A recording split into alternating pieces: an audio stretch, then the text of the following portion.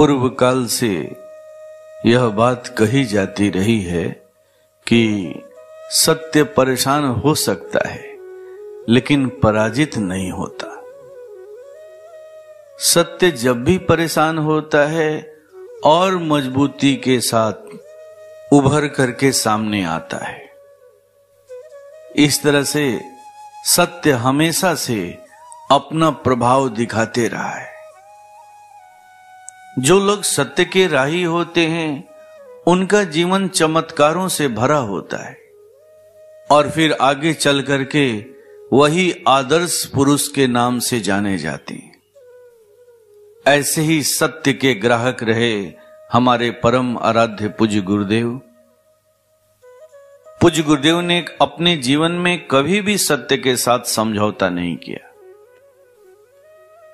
पूज्य गुरुदेव अक्सर एक बात कहा करते थे, जब तुम सत्य को सम्मानित करोगे ना तो वो सत्य भी तुम्हें सम्मानित करेगा, कई गुना बढ़ चढ़ करके सम्मानित करेगा। निसंदेह ऐसा देखने को मिलता भी है। मुझे भी एक ऐसे ही सत्य पुरुष के खून में जन्म लेने का मौका मिला। उनके द्वारा पितृवत प्यार को पाने का मैं अधिकारी बना। साथ ही साथ आगे चल करके गुरु के रूप में भी उनका प्यार मिला, उनकी डांट फटकार भी मिली। यह मेरे लिए सबसे सौभाग्यपूर्ण जन्म रहा। शायद अब ऐसा जन्म आगे मिलेगा या नहीं मिलेगा मैं कुछ नहीं कह सकता, लेकिन यह वर्तमान जीवन मेरे लिए अद्भुत रहा और आगे भी अद्भुत बनता चला जा रहा है। अगर ऐसा कुछ हो रहा है तो केवल और केवल मेरे परम आराध्य पूज्य गुरुदेव की वजह से ही हो रहा है।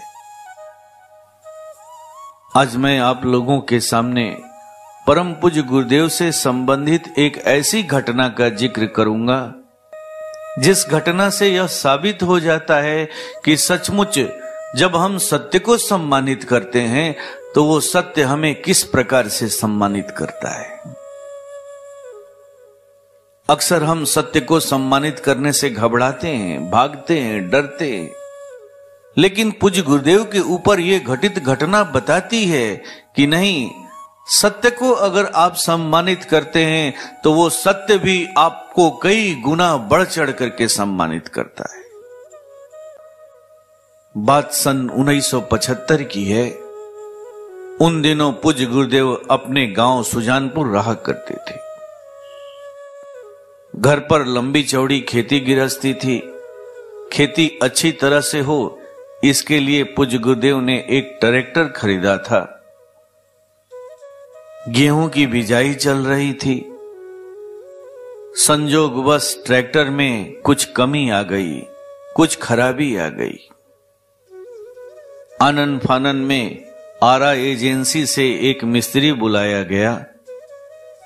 मिस्त्री ने जब ट्रैक्टर की जांच पड़ताल की तो पता चला कि उसके कुछ पार्ट्स खराब हो गए हैं, टूट गए हैं, जिन्हें बदलना जरूरी था। अब पूज्य गुरुदेव ही पार्ट्स लेने के लिए आरा चले आए, लेकिन आरा आने के बाद पता चला कि एजेंसी में वो पार्ट उपलब्ध नहीं है। ऐसे में अब उन्हें पटना जाना पड़ेगा। आरा एजेंसी में पूज्य गुरुदेव के एक परिचित व्यक्ति थे। उनकी सहायता से ही, उनके गाड़ी के द्वारा ही पूज्य गुरुदेव पटना चले आए। पटना आने में थोड़ी देर हो गई। पटना आकर के पता चला कि जहां पार्ट्स मिलना था वो दुकान बंद हो चुका है। अब वो दूसरे दिन सुबह खुलेगा। अब ऐसे में पूज्य गुरुदेव रात बिताएं तो कहां बिताएं। जिस व्यक्ति के साथ पूज्य गुरुदेव पटना आए थे उस व्यक्ति ने उन्हें अपने घर चलने के लिए आग्रह किया, लेकिन पूज्य गुरुदेव ने उसे स्वीकार नहीं किया। दरअसल उन दिनों पूज्य गुरुदेव की साधना अद्भुत रूप से चल रही थी।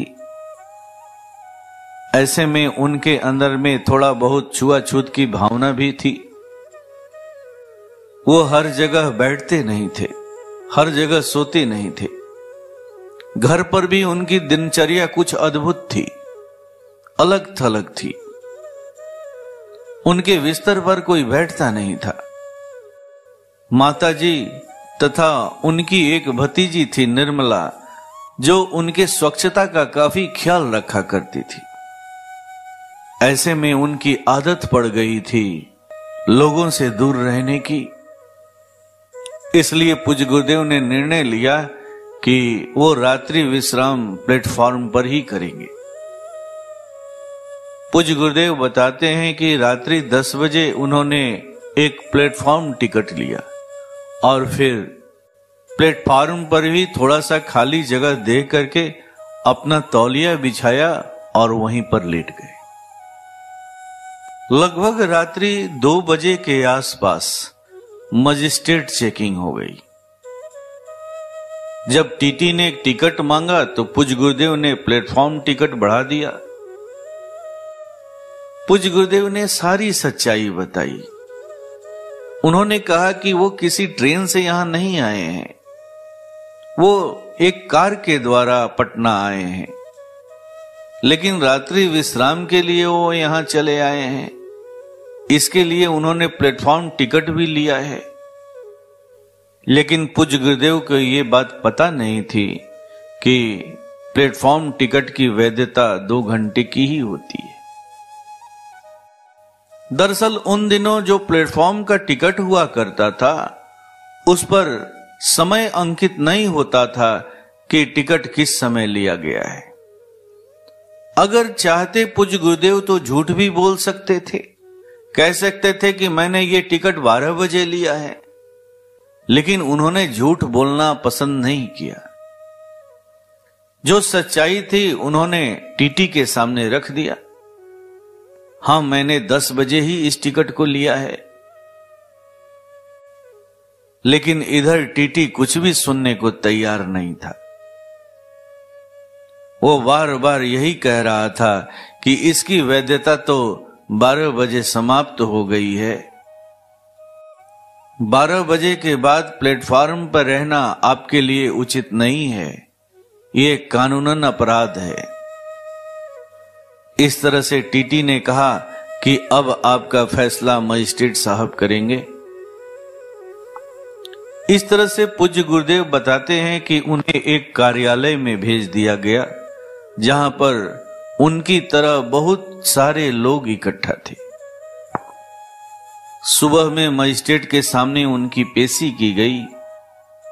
पूज्य गुरुदेव बताते हैं कि यहां भी उन्होंने पूरी ईमानदारी के साथ अपनी बात को रखी, लेकिन यहां पर मजिस्ट्रेट साहब भी कुछ भी सुनने को तैयार नहीं थे।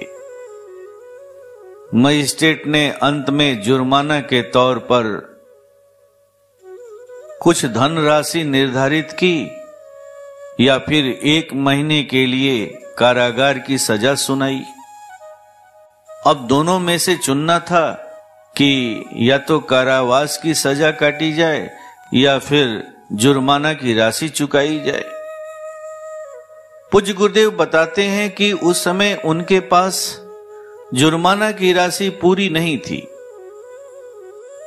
उसमें 100 रुपया घट रहा था। एक सिपाही की निगाह उनके कलाई के घड़ी पर भी थी। अब सिपाही सलाह देने लगा कि तुम अपनी HMT घड़ी बेच दो। जब पूज्य गुरुदेव अपने कलाई की घड़ी HMT घड़ी को बेचने के लिए तैयार हुए, तो इसके लिए वो 50 रुपया से ज्यादा देने को तैयार ही नहीं हुआ। उसका लालच बढ़ गया।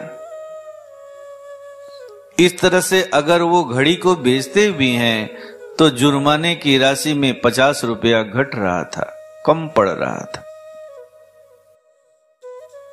इस तरह से समय पर जुर्माने की राशि नहीं चुका पाने के कारण अन्य कैदियों के साथ पूज्य गुरुदेव को भी सिटी जेल भेज दिया गया। पूज्य गुरुदेव बताते हैं कि जो हुआ सो हुआ, लेकिन अब उनके अंदर में जेल यात्रा को लेकर के एक उत्सुकता पैदा हो गई। जब सभी लोग पटना स्टेशन से सिटी जेल की तरफ जा रहे थे तो रास्ते में कुछ लोग उन्हें देख करके हंसी भी उड़ा रहे थे। कह रहे थे कि देखो देखो, एक मुखिया जी भी पकड़े गए हैं।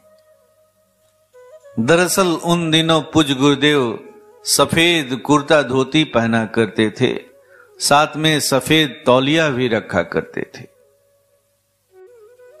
उनका पहनावा, उनका वेशभूषा ऐसा था कि एक बार सभी लोग उनकी ओर आकर्षित हो जाया करते थे।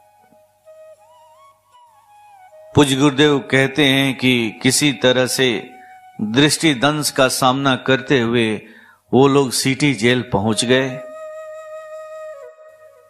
पूज गुरुदेव कहते हैं कि जब हम लोग सिटी जेल पहुंचे तो उस समय सारा सामान ऑफिस में ही जमा करा दिया गया, साथ में जो रुपए पैसे थे वो भी ऑफिस में जमा करा दिए गए और कहा गया कि जब आप लोग जेल से छूटेंगे तो आपकी चीजें आपको वापस कर दी जाएंगी।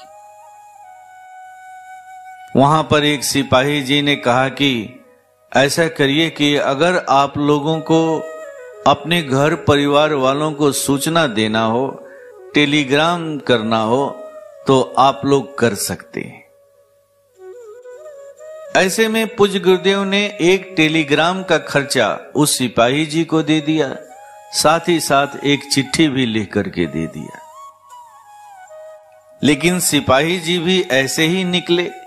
सिपाही जी ने टेलीग्राम का पैसा हड़प लिया और केवल चिट्ठी डाल दिया। ऐसे में चिट्ठी भैया के पास पहुंचते पहुंचते थोड़ा सा समय लग गया। अगर टेलीग्राम कर दिया होता तो 24 घंटे के अंदर भैया को टेलीग्राम मिल गया होता। लेकिन सिपाही भी ऐसा ही था, वो टेलीग्राम का पैसा हड़प लिया। जब भैया को चिट्ठी मिली तो भैया ने समझा कि कोई उन्हें धोखे से बुला रहा है।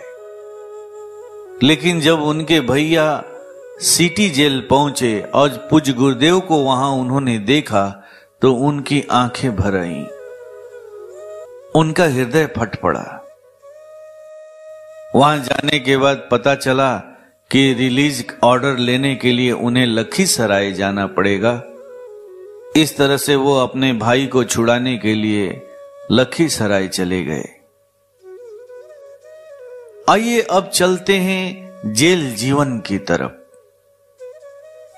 पूज्य गुरुदेव बताते हैं कि जेल के सारे कैदी, साथ ही साथ जेलर भी, सिपाही भी, सभी के सभी उन्हें अजीब नजरों से निहारा करते थे। पूज्य गुरुदेव बताते हैं कि जेल में सोने की व्यवस्था कुछ इस तरह से थी कि जो आपके लिए जगह दिया गया है, अगर उस जगह पर सोते हुए अगर आप करवट भी लेते हैं तो अगल बगल के कैदी से सटने का डर रहता था। इधर उन दिनों पूज्य गुरुदेव अपनी साधना के वजह से इससे ज्यादा बचने का प्रयास करते थे। जैसे ही उनका शरीर किसी दूसरे के शरीर से टच करता था, शरीर में जलन होने लगती थी। पूज्य गुरुदेव बताते हैं कि जहां उनको जगह दिया गया था उसके एक तरफ मिहि दास का एक शिष्य था और दूसरी तरफ एक हत्यारा था। पूज्य गुरुदेव उस हत्यारे से हमेशा सजग रहा करते थे, हमेशा डरे रहते थे, सोचते थे कि कहीं उसके विचार से इनके विचार प्रभावित न हो जाएं। इस तरह से ज्यादा उससे बचने का प्रयास करते थे। इधर जो मिहि दास जी का शिष्य था वो एक भक्त शिष्य था। पूज्य गुरुदेव बताते हैं कि जब वो जेल में गए तो वो भक्त शिष्य नित्य संध्या 6 बजे से 9 बजे तक भजन गा करके सुनाता। इस तरह से उन्हें जेल में भी एक सत्संग का वातावरण मिल गया। जिस दिन पूज्य गुरुदेव जेल में प्रवेश किए, उसी दिन एक सिपाही आकर के पूज्य गुरुदेव से कहा, आप जेल का खाना नहीं खाएंगे, आपका खाना जेलर साहब के घर से आएगा। पूज्य गुरुदेव बताते हैं कि वो जेल के खाना से वाकिफ हो चुके थे, चूंकि उन्होंने प्रथम दिन जेल का ही खाना खाया था। इस तरह से उन्होंने स्वीकार कर लिया कि जेलर साहब के यहां से ही जो खाना आएगा वही वो खाएंगे। पूज्य गुरुदेव के लिए लैट्रिन बाथ की व्यवस्था भी स्पेशल की गई। जहां आम कैदी जाया करते थे, उनसे अलग हट करके उन्हें स्पेशल लैट्रिन बाथरूम में जाने की व्यवस्था की गई। लैट्रिन बाथरूम का दरवाजा उनके लिए खोल दिया गया। वहां पर आम कैदी नहीं जा सकते थे। वहां की सफाई भी बहुत ही अच्छी थी। इस तरह से पूज्य गुरुदेव कहते हैं कि जेल में भी उन्हें हर पग पर दैवी सहायता मिल रही थी। उस जेल यात्रा की सबसे बड़ी उपलब्धि क्या थी जानते हैं? पूज्य गुरुदेव बताते हैं कि उस जेल यात्रा की सबसे अद्भुत उपलब्धि थी ताला बंद कमरे से बाहर निकल जाना। पूज्य गुरुदेव कहते हैं कि सुजानपुर में भी ऐसा एक दो बार हो चुका था। वो ताला बंद कमरे से या किवाड़ बंद कमरे से बाहर निकल जाते थे, लेकिन यहां बार बार उसकी पुनरावृत्ति हो रही थी। शायद अब उस पर उन्हें कमांड हो रहा था। बार बार इसकी पुनरावृत्ति को लेकर के वो बहुत ही खुश थे। यही थी इस जेल यात्रा की सबसे बड़ी उपलब्धि। पूज्य गुरुदेव कहते हैं कि ये जेल यात्रा भी उनके लिए उनके साधना मार्ग में विशेष उन्नति का साधन बन गया, विशेष अनुभूति का भी साधन बन गया, विशेष विश्वास का भी साधन बन गया। जब भैया लखीसराय से रिलीज ऑर्डर लेकर के आए तो उस दिन शनिवार था, अगला दिन रविवार पड़ रहा था। नियम के अनुसार रविवार को किसी भी कैदी को छोड़ा नहीं जाता है, लेकिन वहां के जेलर ने सारे नियम को ताक पर रखते हुए उन्हें रविवार को ही छोड़ दिया। पूज्य गुरुदेव कहते हैं कि देखो, यही है सत्य को सम्मान करने का फल। जब सत्य को सम्मान दिया जाता है तो सत्य कई गुना उससे बढ़ चढ़ करके आपको सम्मानित करता है। पूज्य गुरुदेव बताते हैं कि जब वो भैया के साथ जेल से बाहर निकले तो गंगा स्नान के लिए गंगा घाट गए और फिर गंगा स्नान करके वो अपने घर को पहुंचे।